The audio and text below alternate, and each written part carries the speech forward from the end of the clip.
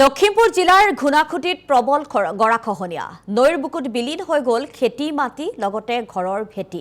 খেতিৰ ওপৰতে নিৰ্ভৰশীল ঘুনাখুটিবাসী ৰাইজ কলিয়নি বালিভেটা নাহৰণী বামুনিজান গাঁৱত দেখিবলৈ পোৱা গৈছে তীব্ৰ খহনীয়া হাজাৰ হাজাৰ হেক্টৰ ভূমি নদীৰ বুকুত জাহ গৈছে প্ৰতি বছৰে বাৰিষাত খহনীয়াই এনেধৰণে ৰুদ্ৰ ৰূপ ধাৰণ কৰে ইতিমধ্যে নিঃশেষ হোৱাৰ ফলত ঘুনাখুটিৰ কলিয়নি গাঁও ঘুনাখুটিত এনেধৰণে প্ৰবল গৰাখহনীয়া দেখিবলৈ পোৱা গৈছে যাৰ ফলত নৈত জাহ গৈছে হাজাৰ হাজাৰ হেক্টৰ বিঘা ভূমি যাৰ ফলত এতিয়া তাত থকা লোকসকলৰ মাজত বা নৈপৰীয়া লোকসকলৰ মাজত হাহাকাৰ পৰিৱেশৰ সৃষ্টি হৈছে নৈৰ বুকুত বিলীন হৈ গৈছে খেতি মাটি লগতে ঘৰৰ ভেটি সৰ্বস্ব হেৰুৱাই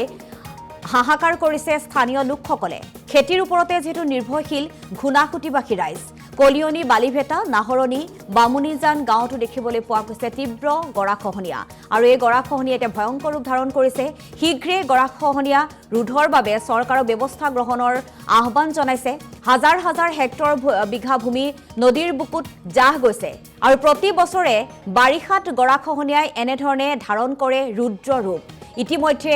নিঃশেষ হোৱাৰ পথত ঘুনাখুটিৰ কলিয়নি গাঁও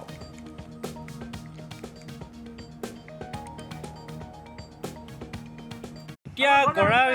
এইকেইদিনটো পুৰা খহাই পানী যেতিয়া বাঢ়ে তেতিয়া খহাই লৈ যায় যিটো NSPC প্ৰজেক্ট দিছিলে সেইটো 150 মিটাৰমান মানে খহাই লৈ গ'ল এতিয়ালৈকে সেইটো প্ৰটেকশ্যন ভালকৈ কাম নোহোৱাৰ বাবে সেইটো এইখিনি মাটি এতিয়া লৈ গৈ আছে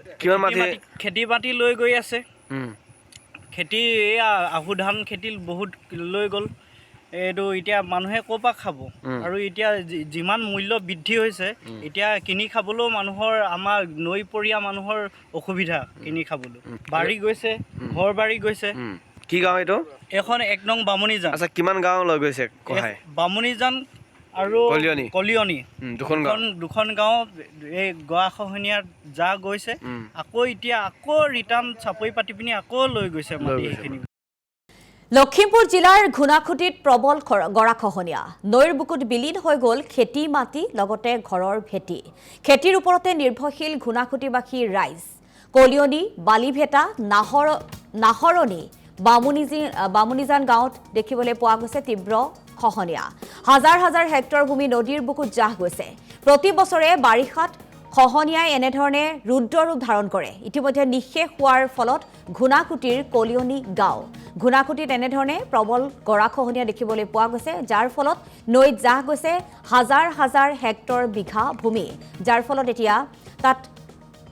থকা লোকসকলৰ মাজত বা নৈপৰীয়া লোকসকলৰ মাজত হাহাকাৰ পৰিৱেশৰ সৃষ্টি হৈছে নৈৰ বুকুত বিলীন হৈ গৈছে খেতি মাটি লগতে ঘৰৰ ভেটি সৰ্বস্ব হেৰুৱাই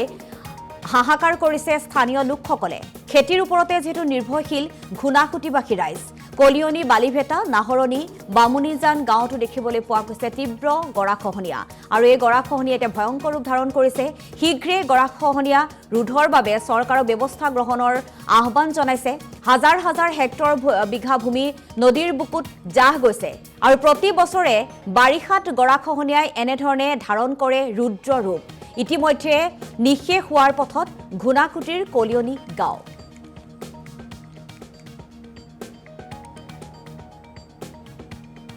এতিয়া গৰা এইকেইদিনটো পুৰা খহাই পানী যেতিয়া বাঢ়ে তেতিয়া খহাই লৈ যায় যিটো NSPC প্ৰজেক্ট দিছিলে সেইটো 150 মিটাৰমান মানে খহাই লৈ গ'ল এতিয়ালৈকে সেইটো প্ৰটেকশ্যন ভালকৈ কাম নোহোৱাৰ বাবে সেইটো এইখিনি মাটি এতিয়া লৈ গৈ আছে খেতি মাটি লৈ গৈ আছে খেতি এয়া আহু ধান খেতি বহুত লৈ গ'ল